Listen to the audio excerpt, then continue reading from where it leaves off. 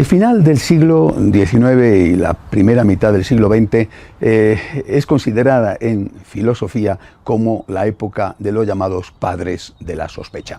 Filósofos de gran peso que pusieron en entredicho algunos de los principios en los que se basaba la sociedad anterior y que marcaron realmente su época. Gente como Hegel, Marx, Feuerbach, Nietzsche, Freud, repito, generaron dudas, sospechas, generaron incertidumbre. Y también la Iglesia, el conjunto de las iglesias, más las iglesias protestantes, sobre todo en Alemania, se dejaron influir por este sentimiento de sospecha hacia aquellas cosas que habían sido las certezas, las seguridades precedentes. Sobre todo se dedicaron a investigar la autenticidad de los evangelios y llegaron a buscar si realmente Jesucristo existió y si el que existió es aquel que nos cuentan, que reflejan los evangelios. Se empezó a hablar entonces de la diferencia entre el llamado Jesús histórico y el Cristo de la fe. Una diferencia que cada vez se fue acentuando más. Llegaron a la conclusión de que los evangelios eran mitificaciones de un personaje originario del cual prácticamente no podíamos saber nada. A finales del siglo XIX, Strauss ya concluyó que el colmo de la mitificación era el Evangelio de San Juan, que el Evangelio de San Juan no tenía que ser tenido en cuenta en absoluto. Posteriormente se cargaron el Evangelio de San Mateo y el de San Lucas, Weiss y Wilke, y después el único que quedaba, que era el Evangelio de San Marcos, lo desprestigiaron Wrede y Smith. Y en este contexto aparece una de las grandes figuras desmitificadoras de la época, Rudolf Bultmann, que no es tan antiguo en el tiempo. Bultmann muere en el año 1976, es decir, no estamos hablando de un personaje que se remonta a la noche de los tiempos, es relativamente reciente. Y Bultmann es el que concluye que no hay nada que hacer, o sea, que tenemos que olvidarnos del Jesús histórico y que tenemos que acercarnos a los evangelios como un relato mítico, elaborado posteriormente y sobre todo elaborado a partir de la invención del cristianismo que va a hacer San Pablo. Ese Cristo de la fe no tiene nada que ver con la realidad. El Cristo de la fe es alguien que nos han contado, pero que no existió realmente. Es decir, que el que existió pues no es aquel que cuentan los evangelios, que son libros simplemente míticos, inventados sobre todo, ese Cristo de la fe inventado sobre todo por San Pablo. Bien, con esta actitud de fondo nos hemos enfrentado no solo al Concilio Vaticano II, sino al posconcilio, que es en el cual todavía estamos viviendo. Naturalmente, esta demolición de las raíces de nuestra fe, es decir, de la palabra de Dios, esta demolición del cristianismo no se ha hecho sin consecuencias. Las consecuencias han sido tremendas, han sido muy graves. Es lo que alguno denominó la religión del supermercado. Tú vas con tu carrito por el supermercado, ves las estanterías más o menos repletas de productos y vas eligiendo lo que a ti te conviene.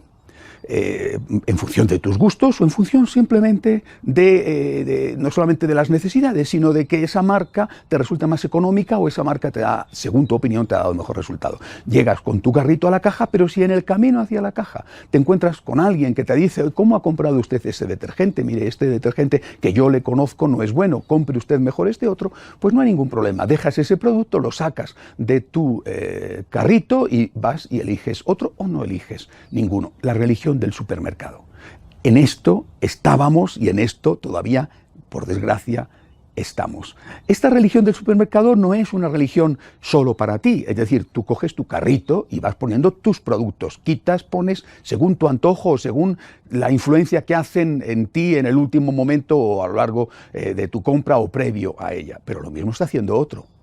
Es decir, ¿a ti te parece muy importante, realmente esencial, insistir en que el Señor dijo lo que hagas al más pequeño, a mí me lo has hecho? El compromiso social, la ayuda a los pobres, ¿a ti te parece eso muy importante? Bueno, pero a ti no te parece importante, en cambio, que el Señor haya dicho lo que Dios ha unido, que no lo separe el hombre. El que se divorcia de su mujer y se casa con otra, comete adulterio contra la primera. Eso no te parece importante. Entonces, lo segundo, lo que no te parece importante, lo pones en duda. Y dices: ¿lo dijo Cristo? Primera cuestión, no había grabadoras. ¿Lo dijo Cristo? En el caso de que dijera algo parecido, ¿en qué contexto? ¿Quién lo escuchó? ¿Cómo lo entendió? ¿Cómo lo contó? ¿Cómo lo escribió el que años después lo escribió? No merece la pena hacer un problema por eso. Pero otro con los mismos derechos que tú, en su carrito del supermercado, ha elegido otro producto y ha dicho, a mí eso me parece muy importante, pero no me parece tan importante, por ejemplo, que el Señor dijera, tú eres Pedro y sobre esta piedra edificaré mi iglesia. O que el Señor dijera, tomad y comed, esto es mi cuerpo. O que Cristo resucitara, o que Cristo en la cruz nos dijera que teníamos que pedir a Dios ayuda para perdonar como Él estaba perdonando, cuando exclamó, Padre, perdónales que no saben lo que hacen. Es decir, la religión del supermercado es muy cómoda. Es una religión a tu manera, a tu gusto, a tu uso, para que no te moleste. Pero eso que tú haces lo puede hacer exactamente igual cualquier otro, y naturalmente eligiendo productos que a ti no te gustan nada, pero tiene el mismo derecho a hacerlo. De esto se dieron cuenta, por supuesto, gracias a Dios, muchos, entre ellos el profesor Joseph Ratzinger, después arzobispo Ratzinger, después cardenal Ratzinger y después Papa Benedicto XVI. Él fue el que denominó a este tipo de religión la religión del supermercado. Y él escribe uno de los mejores libros que ha escrito, esa trilogía sobre Jesús de Nazaret, y yo de verdad recomiendo a todos que al menos lean el prólogo, la introducción del primero de los libros, porque sitúa perfectamente el problema, es decir, nos dice cómo está la Iglesia en ese momento y las consecuencias terribles que tiene para todos, no solamente para los de izquierdas o para los de derechas, sino para todos, en la desmitificación de Jesucristo, decir que Jesucristo no existió, o que el que existió no tiene nada que ver con el que nos cuentan, o que el que nos cuentan hay que ver lo que nos dijo si es que nos dijo algo. ¿Por qué hablo de todo esto? Porque a eso es a donde estamos llegando. Poner en duda la palabra del Señor a propósito del divorcio, decir que hay que reinterpretar a Cristo porque en aquella época no había grabadora, abre la puerta sí o sí, sin ninguna duda, a poner en duda la palabra del Señor en otras cosas. No puedes pretender que lo que a ti te conviene poner en duda sea lo único que se ponga en duda. A ti te conviene poner eso en duda, por lo que sea, porque tienes un concepto de la misericordia que te lleva a decir que hay que dar la comunión a todo el mundo, por lo que sea. Pero tienes que ser consciente de que si tú pones en duda eso, estás permitiendo, con los mismos derechos, que otro ponga en duda otra cosa. Solo quisiera hacer una pregunta. ¿De verdad nadie se da cuenta de a dónde nos conduce todo esto? ¿De verdad nadie se da cuenta del tipo de demolición de nuestra fe al cual estamos yendo? Es decir, a ese nihilismo, a esa falta absoluta de certezas, porque destrozando una parte del mensaje, porque nos conviene destrozarla, estamos empezando ya a destrozar el conjunto del mensaje.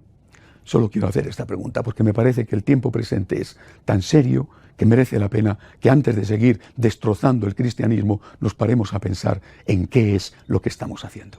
Hasta la semana que viene, si Dios quiere.